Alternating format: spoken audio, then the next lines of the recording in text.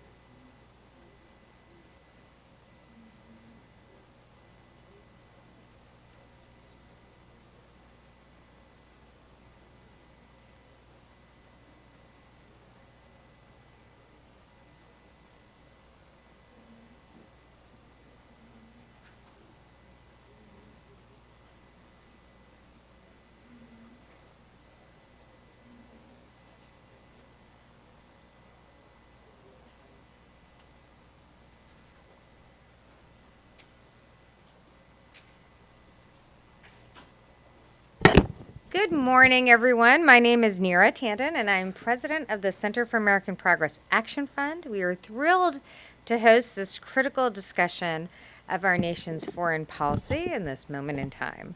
From the very first days of this administration, Donald Trump has undermined our country's national security interests, attacking our longtime allies, withdrawing the United States from international treaties, and propping up dictators. But over the past several weeks, the president has escalated his behavior to an unprecedented level. First came the news that he possibly extorted the government of Ukraine to launch a baseless investigation against a potential political rival for the presidency. Then came his dangerous decision to betray America's Kurdish and Arab allies, freeing ISIS fighters, and essentially handing over Syria to Russia and to Turkey, as we learned yesterday. Because of Trump's disgraceful actions, America also suffered the strategic humiliation of watching as our troops were evacuated under fire, and as we bombed our own military bases to prevent them from falling into the hands of ISIS or Russian forces. It is apparent that Donald Trump views the office of the presidency as merely another tool to advance his own personal and political gain over our national interests. And to put matters simply, he represents, at this point, a national security crisis on basically every front, from Russia to Syria, from North Korea to Iran, and his trade war with China. In this complete absence of political leadership on the part of President Trump and his allies, it is essential that the progressive community provide our nation with an alternative vision for the future. That's why I am so honored to welcome our guest this morning, Senator Chris Murphy of Connecticut. Senator Murphy is one of the strongest voices working in Congress today to actively shape a new progressive direction for America's foreign policy. As a member of the Senate Foreign Relations Committee, he has been a staunch defender of the Iran nuclear agreement and for creating stability in the Middle East. And Senator Murphy has also acted as an early and forceful advocate in condemning America's military involvement in the Saudi-led war in Yemen and demanding that Saudi Arabia answer for the murder of journalist Jamal Khashoggi. Last fall, Senator Murphy delivered a keynote address at CAP, in which he made the case for centering America's foreign policy around the protection of democracy and democratic values. And we're absolutely thrilled that he could join us again today, where he can discuss America's foreign policy in this moment of crisis. He's served as a strong moral voice on national security issues, a progressive national security alternative, and we look forward to hearing his ideas today. So please give a warm welcome to Senator Chris Murphy.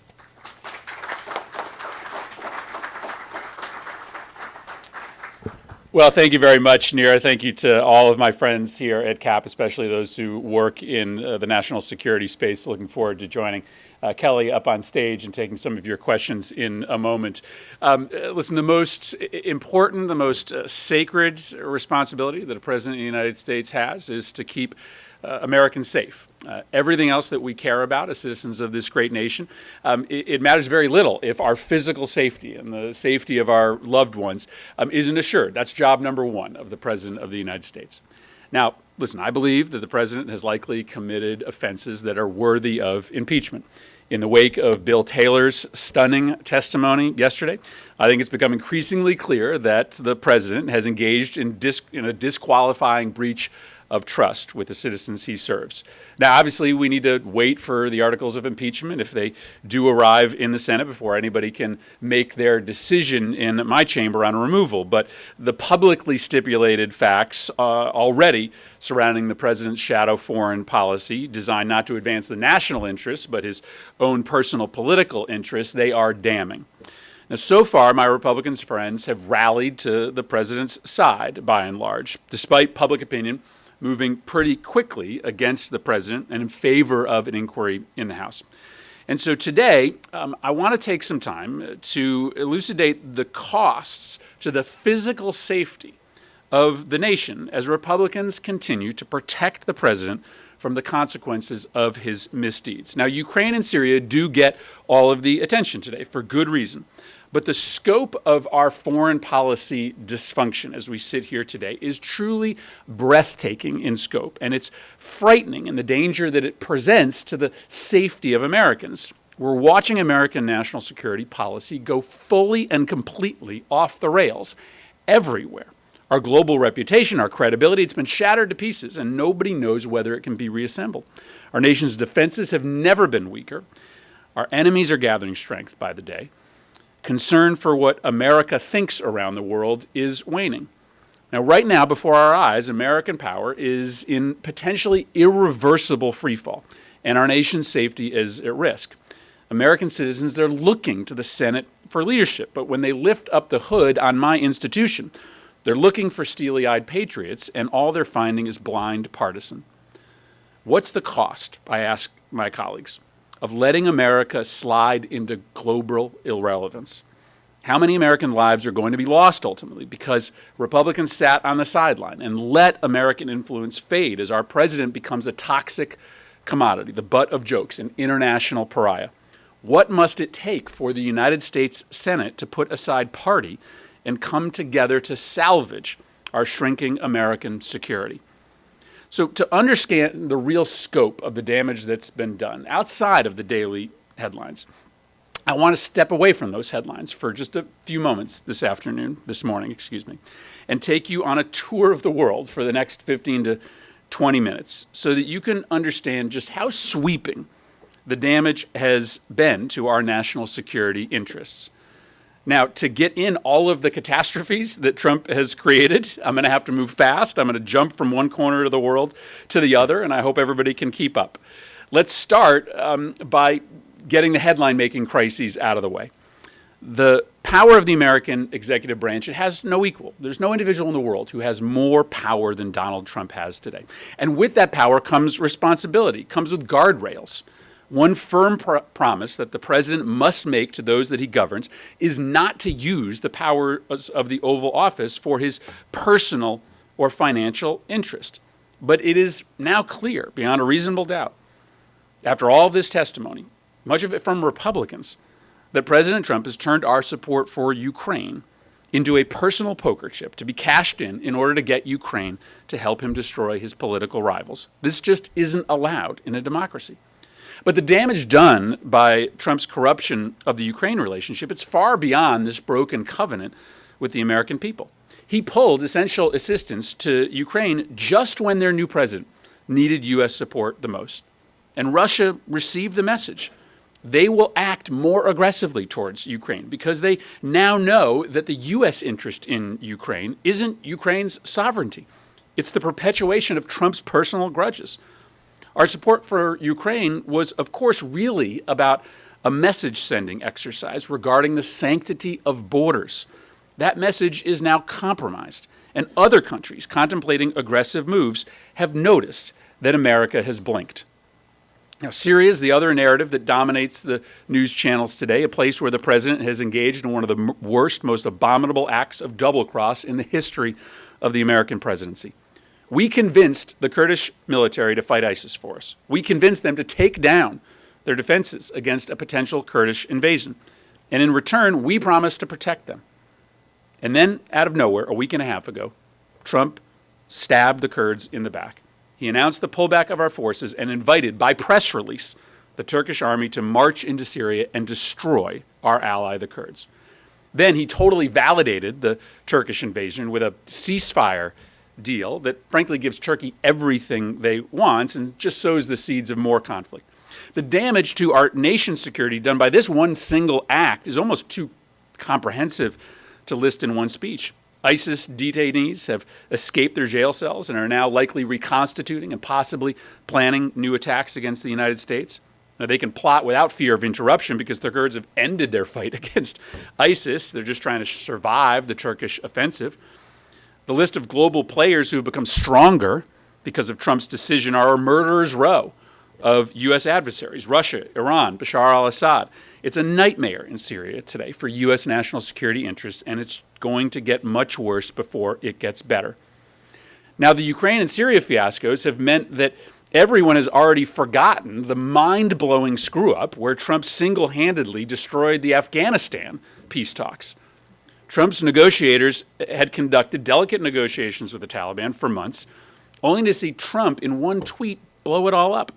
The peace agreement that had been drafted with the Taliban could have been an isolated success story for Trump, but he threw it all away because of the photo op with the Taliban and President Ghani at Camp David that he wanted.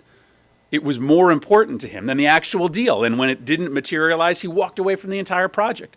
That's bananas. And we've already moved on because the stuff that's happening now is somehow even more cataclysmic.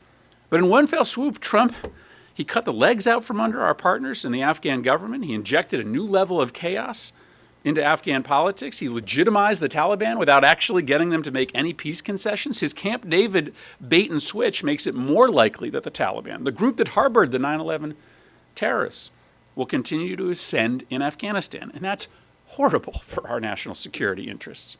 Let's move to China for a second, where President for life, Xi, has steadily been consolidating power, building a model of totalitarian control that denies basic rights to its population of 1.4 billion.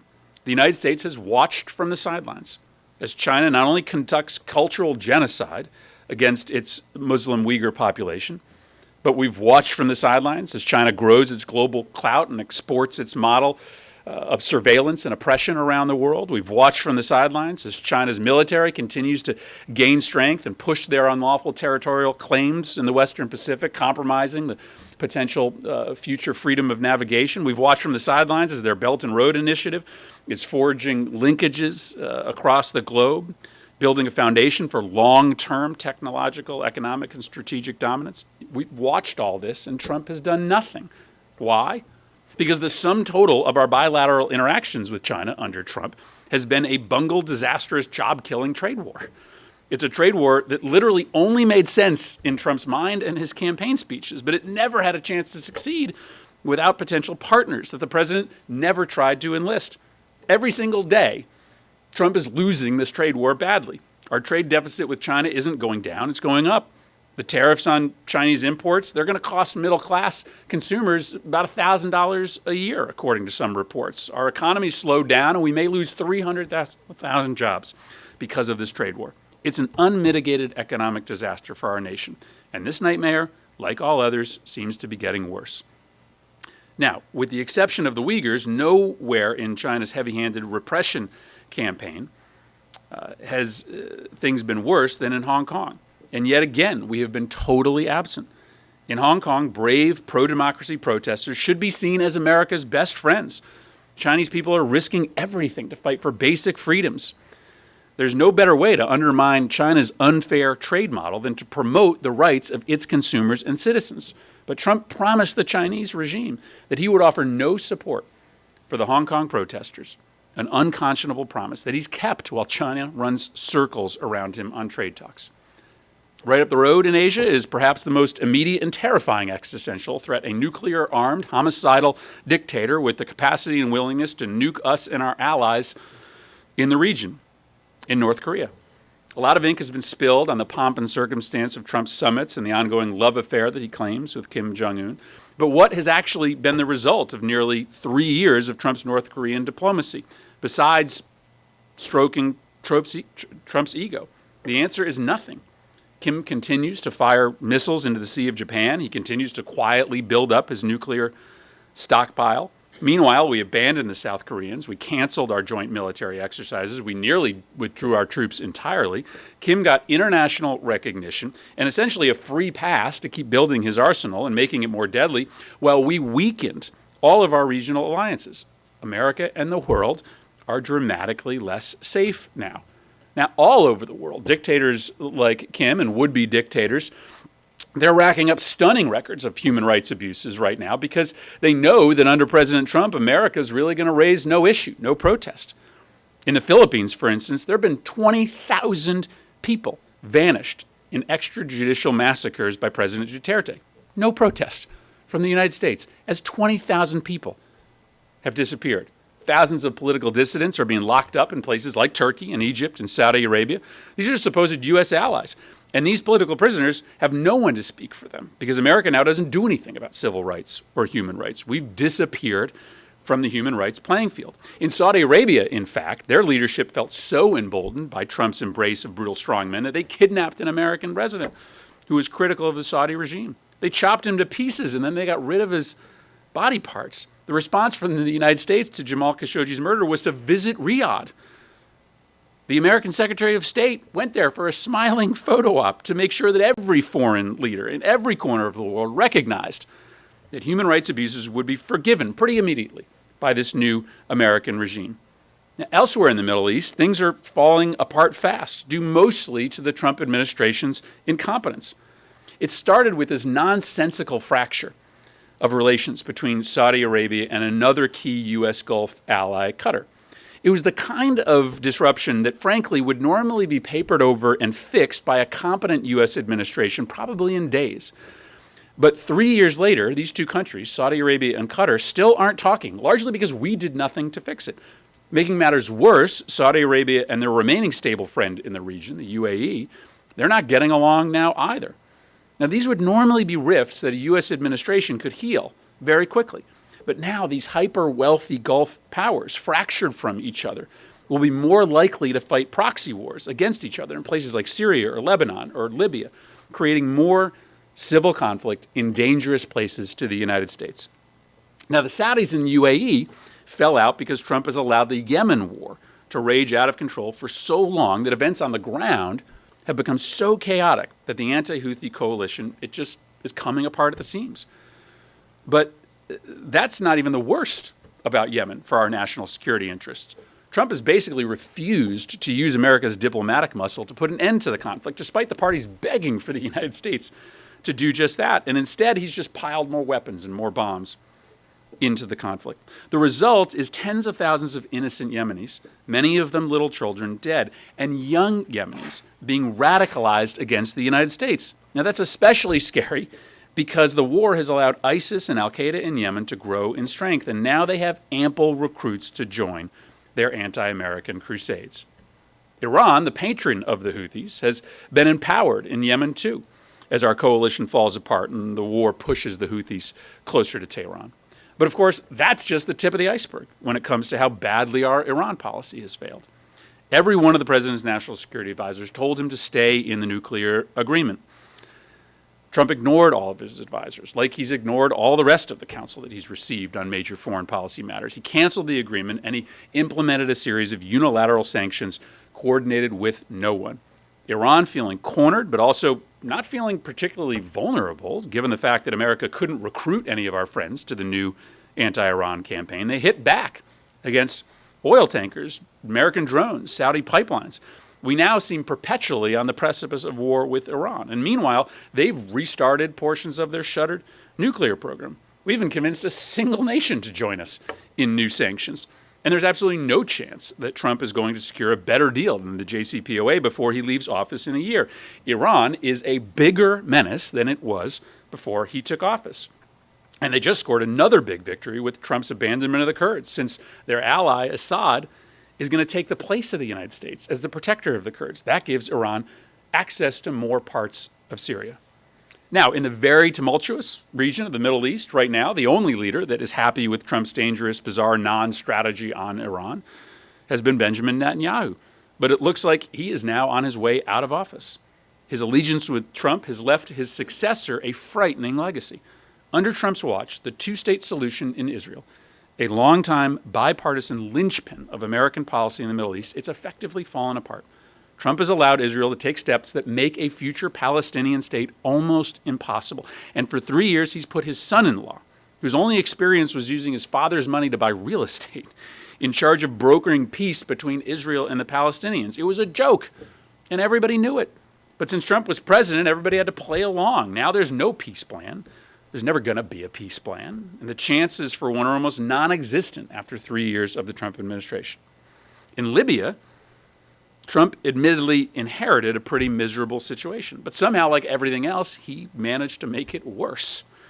The country has been fractured for years as rival militias with a host of foreign patrons have been fighting a civil war that's created a vacuum that's been filled by the kind of extremists that want to do damage to the United States. But instead of doing the hard work of diplomacy to try to get the warring parties back to the table, Trump made a phone call pledging his personal support to General Haftar, upending years of American diplomacy and endorsing the general's plan to try to take Tripoli by force.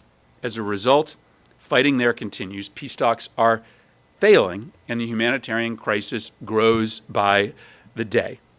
Now, one of the consequences of this Trump death spiral in Libya and the Middle East is that the economic and political refugees from those places continue to flow into Europe, which simply isn't politically ready to accept this rate of inflow.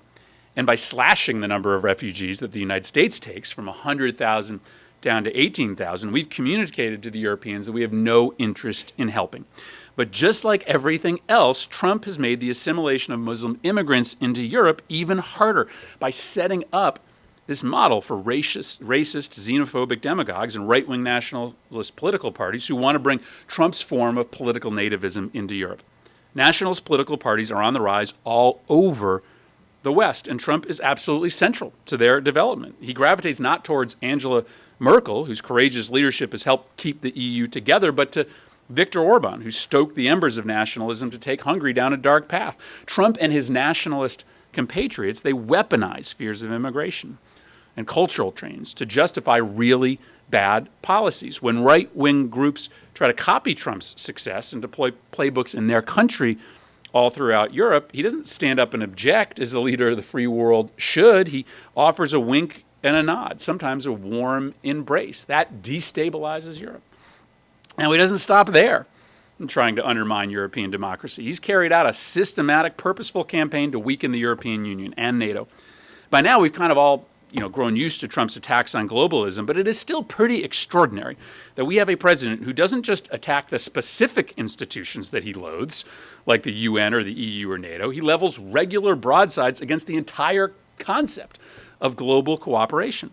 He sees multilateralism as weakness.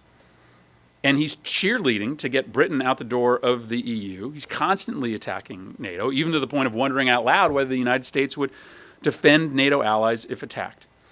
In doing all this, he risks taking down the entire post-World War II order. That would be a disaster if NATO fell apart, and a gift to countries like China and Russia and India and non-state actors like Al-Qaeda and ISIS. And remember, the only time that NATO's mutual defense clause has been operationalized, it was in defense of the United States. Why would we give that up? Now, of course, when it comes to our relations with Europe, Trump reserves his greatest multilateral animus for global attempts to address climate change. The Paris Agreement wasn't even a binding commitment on the United States, but Trump felt so strongly that climate change was a hoax that he pulled us out of the agreement in a big grand festival at the White House. Now, climate change, this catastrophe, it's coming if we don't do anything. In fact, it's already here. Go back to Syria for a minute. The story of their descent into madness can partially be told through a series of successive global warming-connected droughts that forced farmers into overcrowded cities that simply weren't ready for these population surges. Trump's hostility to climate action is one of his most unforgivable global legacies, and the next president may not have enough time or enough political capital to try to make up for the ground that we've lost, especially with our European partners. Now, speaking about the failure to capitalize on opportunity, in our hemisphere, things couldn't be going much worse. Here in the Americas, basically everything Trump touches has fallen apart, and the U.S. is weaker regionally than ever before. His nativism is his political calling card, but his own policies seem to encourage more migration to the United States, not less of it. His decision to cut off foreign assistance to Central American countries because they weren't doing enough to stop migration, it's lunacy. President Obama's program of investing in Central American security so that less citizens feel the need to flee to America, it was beginning to work. And Trump gave it all away, simply to provide fuel to his domestic political agenda. U.S. Venezuela policy, it's one of the few times that Trump's presidency actually stood up to a dictator. Unfortunately, because President Trump doesn't know how to do foreign policy, he botched that intervention too. It's been really embarrassing to watch this administration repeatedly and wrongly claim that the Maduro regime is on the verge of collapse. They did it in January when Juan Guaido swore himself in as interim president. They did it again in February when they said deploying American aid along the border would trigger the regime's fall. They did it again in April in the lead up to a military uprising that went nowhere. The White House regularly engaged in tough talk on Venezuela, only to see Maduro hold on power and endure. Trump played all his cards in this crisis right in the first few days, like a nervous teenager. And now we're sanctioning Venezuela and recognizing the leader of a country really is the leader of that country. It's just another own goal that makes us look weak and foolish. We make a play and we can't back it up. It's hard to be scared of the United States these days when everything we try to do goes wrong. And finally, let me end plausibly with Denmark. Trump's tiff with Denmark is important. It is. But by itself, it tragically wouldn't even make this list of Trump's biggest foreign policy mistakes because there are so many bigger ones. But I end with Denmark because it's a symbol of all of the small but significant screw-ups that we couldn't even fit in his speech. It's like out of an episode of The Simpsons, Trump canceling a diplomatic meeting with Denmark's leader because they wouldn't agree to sell him the island of Greenland. But and it's the butt of jokes, I get that, but giving the middle finger to Denmark, it doesn't come without costs. Denmark's one of our strongest NATO allies. At the height of the war in Afghanistan, they had the highest number of troops per capita fighting alongside us. They hold the key to blocking a Russian gas pipeline that could avoid Ukraine's damage to Ukraine's economy. But now we've managed to make even Denmark an adversary. Now, I know this sounds implausible, but this list is really just the tip of the iceberg. It's a policy massacre everywhere. The world is on fire, and in most places, Trump is the arsonist. And meanwhile, who's benefiting? Across the board, America's enemies and our competitors, they are rubbing their hands with delight as we score own goal after own goal. Putin, Xi, Erdogan, Kim, the hardliners in Iran, they could not have scripted a better opportunity for themselves to gain power and influence at our expense. I say that Trump's foreign policy is a global joke, but calling what he does policy is probably unfair. He doesn't take the time to learn about the world. He doesn't read his briefings. He makes it up day by day with his personal political priorities, his jealousies, his headline addiction, guiding his decisions rather than anything connected to our actual national security interests. Our foreign policy is an utter, complete, total meltdown, and it's time for all of us in the United States Congress to face facts. You can't impeach a president because you disagree with his or her policy. But this is beyond a policy disagreement. This is a president who has compromised our nation's integrity and our credibility, who has put in jeopardy the safety of our citizens, especially with the disclosures this week, as ISIS breaks out of detainment and looks to regroup to threaten America again from Syria. Now listen, the corruption detailed in Ambassador Bill Taylor's chilling and brave testimony yesterday, it cannot be allowed in a democracy. Our refusal to accept this kind of behavior, it is what separates us from all of the tin pot dictatorships around the world. I eventually hope that my Republican colleagues see this. But I also want my Republican colleagues who spend their time thinking of themselves as bulwarks of national security to see the damage, much of it irreparable, that Trump has done to our position in the world. Why continue to offer him this unconditional protection from an impeachment inquiry if the cost of him staying in office is the shattering of our reputation around the world? Why continue to defend him if his actions everywhere are causing the world to fall apart? And it is falling apart in every corner of the globe today. Everything that this administration has touched has gotten worse. And here's the scariest part. This president and this administration might still have 14 more months to do even more damage. Thank you for giving me the opportunity to come by and try to put this week's headlines in some context for my colleagues, and I look forward to the discussion this morning. Appreciate it.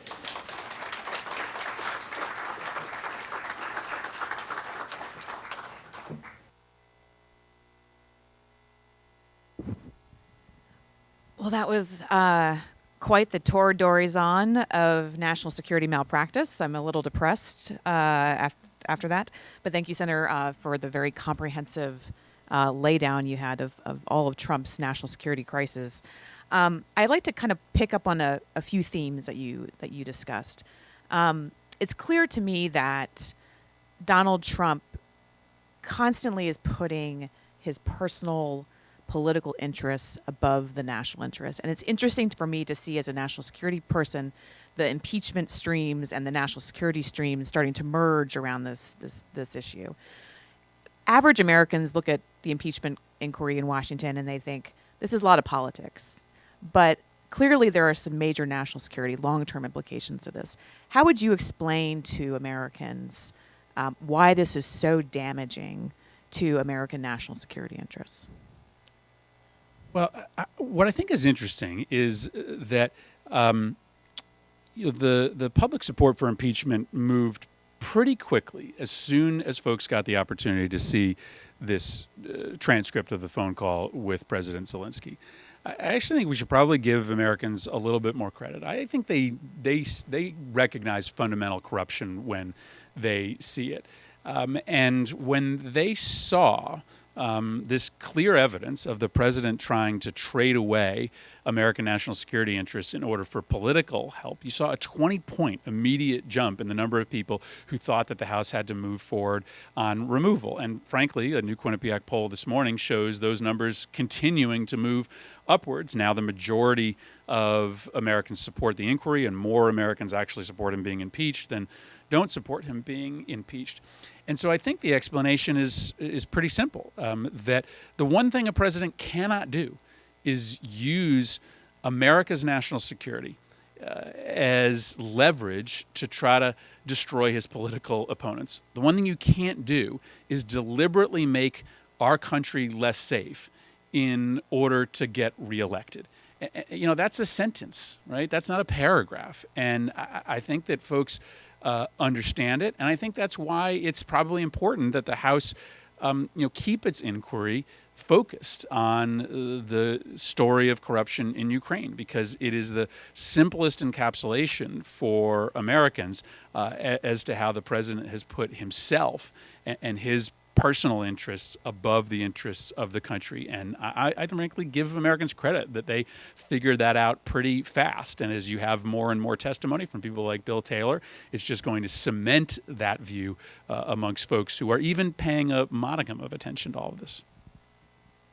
Can we turn to Syria for a second? Because I think, again, there's a thematic with Trump where he has a very simplistic view of how to end conflict. We'll just bring our troops home, we'll pull them out, everything will be fine, we're going to end the forever wars, that's what my base wants, that's what the American people want. Clearly, Syria is not the way to do that, what he just did over the last couple of weeks. But we're looking ahead to, Afghanistan, of course, is likely a place where he may turn to next. Many progressives also really want to end what, quote unquote, the forever wars. So as a progressive, how do you think about ending these wars the right way versus how Donald Trump has been doing it? Well, and let me just make the quick pitch to think of Ukraine and Syria together, because these are two twin advertisements to countries and groups around the world to stay away from the United States, because your risk is now twofold. One, you may come to an understanding with the United States that they don't make good on, right? You have a risk of being double-crossed by the United States, as we have done to the Kurds. Or second, you have the risk of being pulled into American politics, as the Ukrainians were.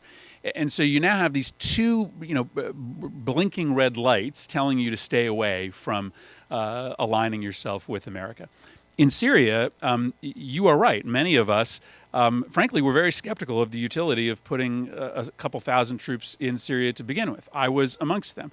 But I also believe that once a president makes that commitment, even those of us who oppose it, risk undermining America's credibility and reputation in the world if you pull it out from under our partners without a plan. And of course, there was an ability to do this differently. Clearly, we weren't going to keep 2,000 American soldiers there for the next 30 years. They were there as a mechanism to try to make sure that our interests and the interests of our partners, the Kurds, were protected in whatever political settlement was achieved.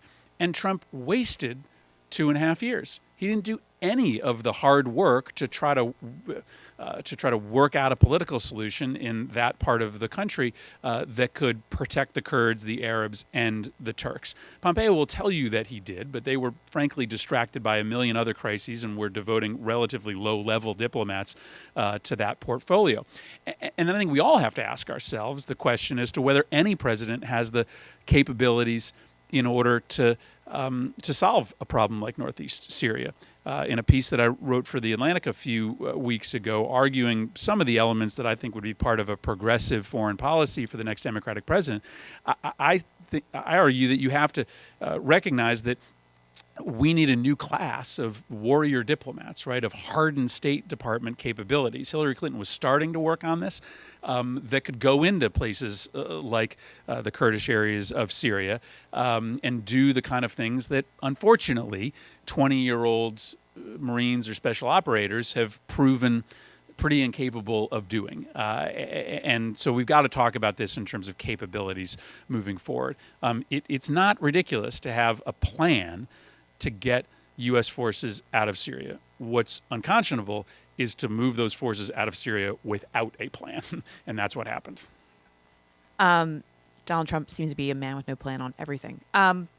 Picking up on that theme about the importance of having a political strategy, a diplomatic strategy in many of these conflicts, you've written a lot, as you mentioned in The Atlantic. You wrote Rethinking the Battlefield, which laid out a whole series of recommendations for how to essentially rebalance our defense and diplomacy in the world.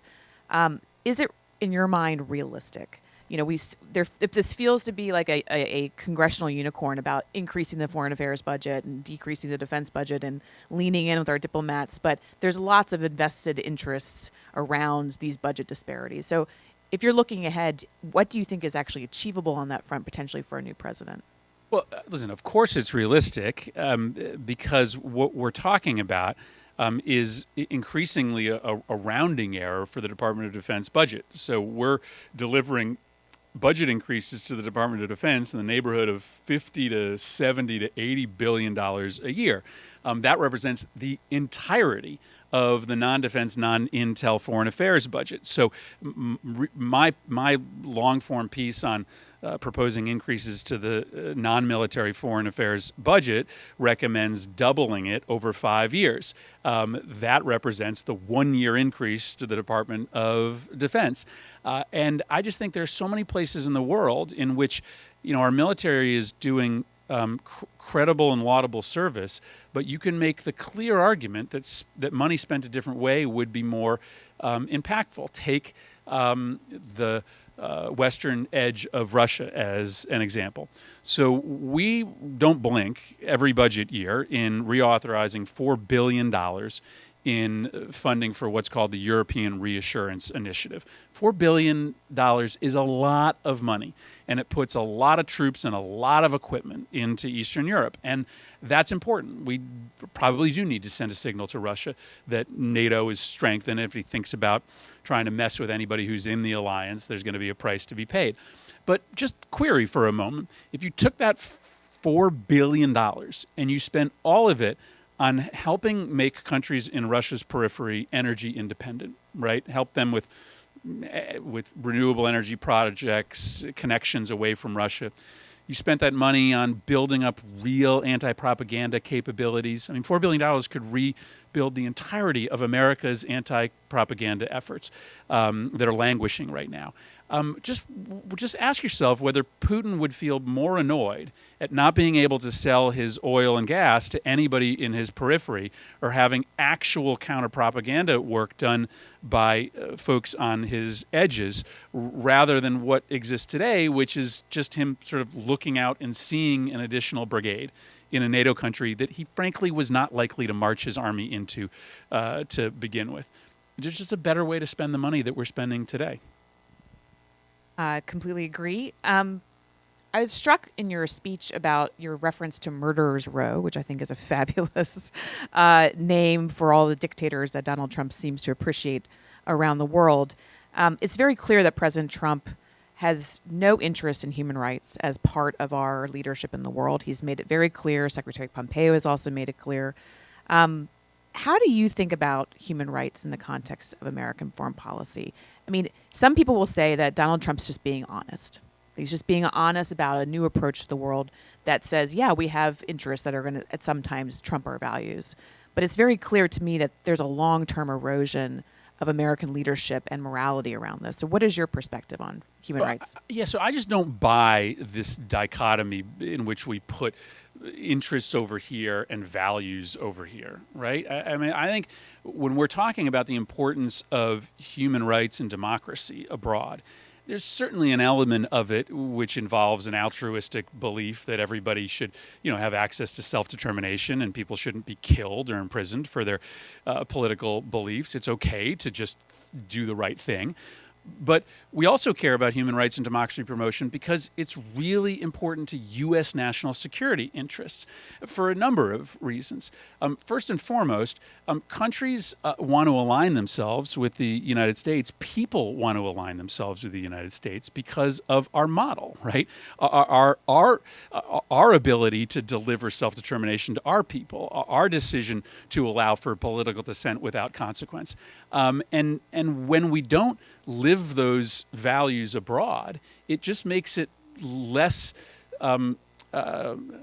attractive for people and nations to want to align themselves with us politically or economically. We sell a lot of our goods overseas because of people's belief in wanting to have some part of this sort of American experiment, which is rooted in civil liberties and democracy. So we weaken ourselves globally when we don't live these values abroad.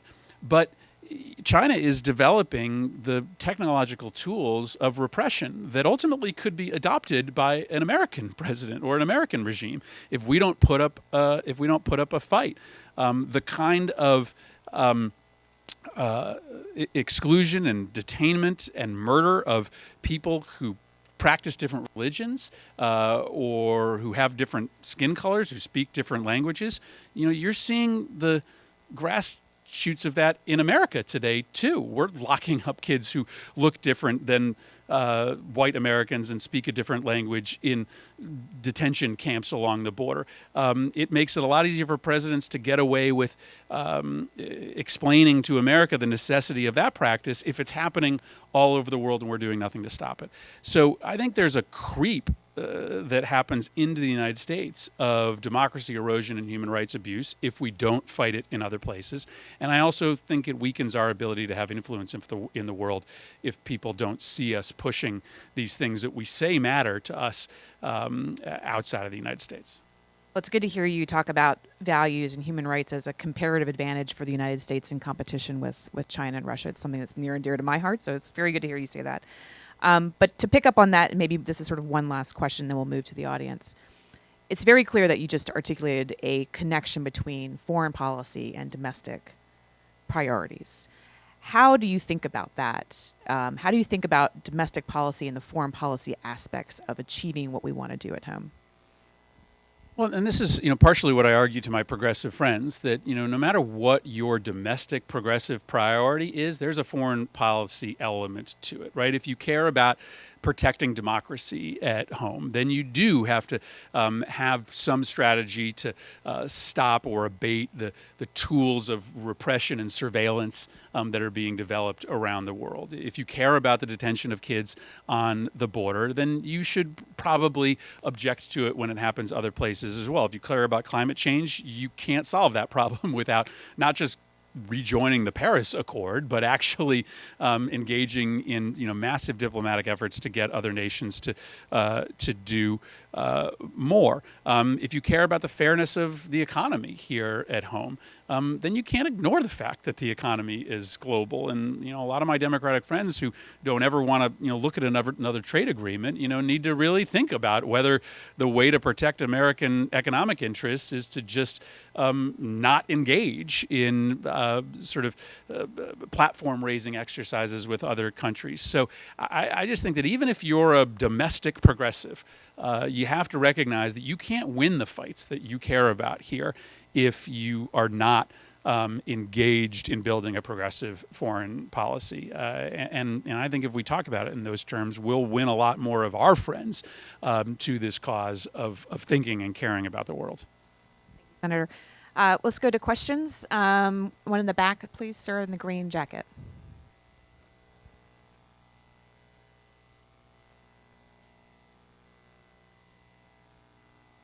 Thank you. In your blanket condemnation of everything that President Trump has done overseas, I wonder what you think of his policy on North Korea and his relationship with his friend Kim Jong-un. Well, I mentioned it briefly in my remarks. Listen, I'm never going to kill an American president for talking to his adversaries and enemies. And I think it's curious that the president is willing to engage in, all of this high-level diplomacy with Kim Jong-un, but he refuses to talk to the Iranians or to Bashar al-Assad. I'm not exactly sure how we decide who to talk to and who not to talk to. But a meeting with the American president has historically been used as a mechanism to try to get countries to make some concessions. It doesn't always have to be used that way. But President Trump's willingness to do photo op after photo op with Kim Jong-un without any diplomatic progress being made has served Kim's interests and not ours. Ultimately, it has legitimized him. And again, I don't argue that you shouldn't meet with a bad person abroad because it legitimizes them, but you should realize when you're getting played, right? And Trump is getting played. The North Koreans are able to get showy photo op after showy photo op without having to give up anything in return. And of course, this happens because Trump just, as I said in the speech, doesn't know how to do foreign policy. So he thought that he could get a grand bargain with Kim without doing any sort of spade work pre-meeting diplomacy ahead of time. And he had a really capable diplomat who could have done that for him. Steve Biegun, the guy who was working North Korea for him, is really good. But he castrated Biegun and his team because he thought that he could do it all himself when he sat down across the table from Kim. And so in this case, I think we've come out on the losing end. And I don't want to tell, Republican presidents that they shouldn't, meet with foreign leaders if there's not a guarantee of diplomatic achievement, but don't do it over and over and over again. Don't declare your love affair for a guy that is, murdering the negotiators that he sends to talk with you when they don't get the deal he wants. It's just been over the top and unnecessary. Right here in the front row.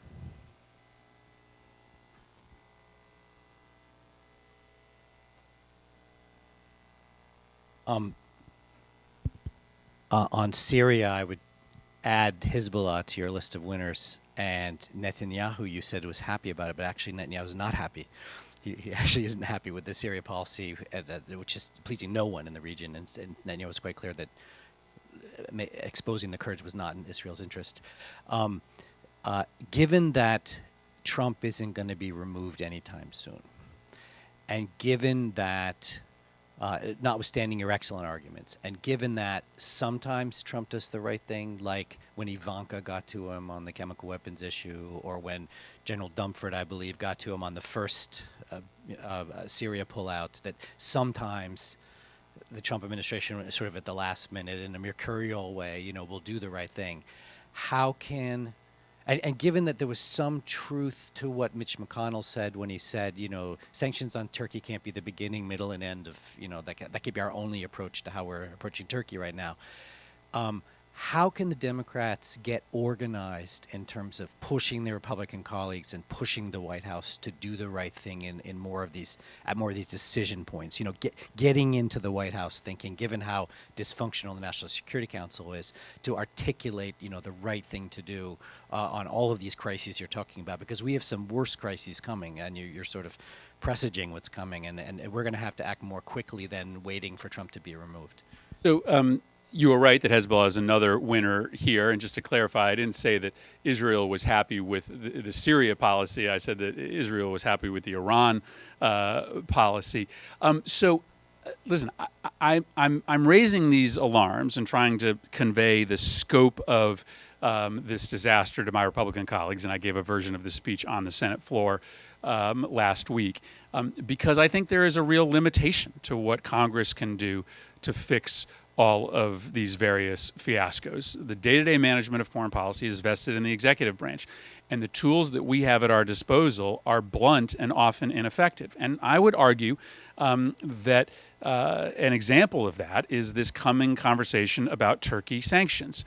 I think that Republicans are trying to pass a sanctions bill so that they can check a box. And so that they are obviated of the responsibility to actually pressure the president to pressure Turkey. And so just think about how effective sanctions are going to be if A, they're largely unilateral, B, they are trying to countenance a policy that has 90% approval rating in Turkey, and C, are addressing a policy which the administration supports.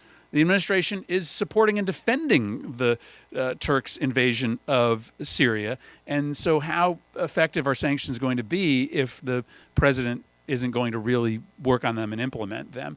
And then I think more broadly, we have tried to use sanctions repeatedly to make up for the misdeeds of President Trump. And there is real long-term downside to Congress sort of making sanctions policy the beginning, middle, and end of U.S. foreign policy. The world is going to tire of American sanctions. It is going to push economies to move away from American standards as their economic foundation. And I asked my staff yesterday, I said, just total up for me the number of world citizens who are living under American sanctions today. It is a pretty stunning, it's a hard exercise because it's a pretty stunning number. But ultimately, it's a tool that, with the exception of Iran, has not proved to be super successful. And right now, I think most worryingly, is being used by Republicans as a tool to try to get out of actually using the massive leverage they have over the president to get him to do something much more meaningful in his engagements with Turkey. Other questions? Let's take two more, and please identify yourself. The lady in the back has had her hand up. Can't see. Hello. Good morning. Thanks so much. I'm Jenna Ben Yehuda. I run the Truman National Security Project. Thanks for doing this here today. One of the questions you've addressed us in part is giving the American people more credit for their understanding of really what's at stake here. I share that desire to give the American people credit. What is missing from a lot of this, especially in the 2020 conversation, are questions about national security and foreign policy in the debate settings, which help to advance concern and interests. As I talk to campaigns all around the country, they're telling me they don't get these questions at town halls. They're not getting calls about this. How do we inject this as an area for concern into the 2020 conversation that really demonstrates, as you have done so comprehensively here, what is truly at stake? So I think that is largely right, especially in Democratic primary politics. Foreign policy doesn't tend to dominate as an issue. But what I remind candidates who are maybe thinking they can skimp on their national security learning is that foreign policy matters don't often rise to number one for voters until the moment when it's the only thing that they care about, right? And this president is certainly capable of creating a crisis that will command every single candidate to be incredibly nuanced about the war that we suddenly find ourselves in with Iran, for instance. And I know that because I've seen it. I remember back to the Labor Day weekend in 2013 when President Obama decided to bomb Syria and asked Congress for authorization. For that period of time, that was the only thing that mattered in my state. That's what people were yelling, at me across the supermarket aisle about. And so I think you have to be ready for that moment if it comes. I also, make the argument to my friends who are running. It's a lane that's available right now. I mean, people are looking for folks who, show gravitas on national security matters. It's part of the reason I think that Joe Biden continues to lead in the polls today is because people just fundamentally trust that he's going to be able to navigate the very complicated lanes of American national security policy. And I think it's really there for the taking for other candidates to try to pick that up and run with it. In addition, when you look at what separates Republicans and Democrats nationally, we enjoy advantages on most domestic policy matters, but Republicans still enjoy a massive advantage over Democrats on national security. Who do you think is going to protect America? It's still Republicans, in part because we don't talk about it, in part because we just sort of cede this policy to them. And so if candidates talked more about it, it's one of those issues that, voters may not list as number one, right? They may put healthcare and guns as 1 and 2, but it's a subconscious foundational issue for voter choice, right? They have baked into their brains that Republicans are probably more likely to care about national security than Democrats because they talk about it more. And if we talked about it more, we'd erase some of that gap, and it would accrue to our benefit. Thank you, Senator. I'm mindful of your time, so maybe if I can ask you just one last question. before you leave. Clearly, foreign service officers, civil servants, national security professionals are having their day in the sun right now. But they're also under attack from the President of the United States. What is your message as a member of the Senate Foreign Relations Committee and a leading senator on foreign policy issues? What's your message to America's national security civil servants right now? Well, my message is that this is a black mark on American foreign policy that needs only to be temporary.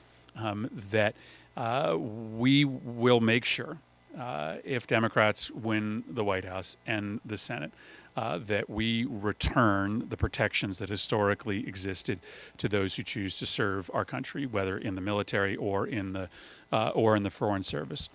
I think likely that we'll have to, look at some creative ways to do that. We may need to take a look at legislation that may take away from an executive the ability to make certain decisions with respect to foreign service officers that could make their life much harder. There's the Foreign Service Officers Association is pushing legislation right now that, amongst other things, would reduce the number of ambassadors that were of a political class. And when you look at the mess that Gordon Sondland has made of Ukraine and Europe, it's not really an advertisement to allow future presidents to be able to put more and more political people in those positions. And so I think there may be some ways that Congress can signal support for the Foreign Service. And I think you're right. What Fiona Hill and Ambassador Taylor are doing right now, the attacks that they're taking are certainly probably going to be chilling on the interest of young men and women to go into this business. But they are also heroes. And they also come away looking like heroes. And there are going to be equal numbers of young men and women who are going to decide, especially when you potentially hear from these people in open session, and you see how out of central casting they really are, that it will draw more folks to them.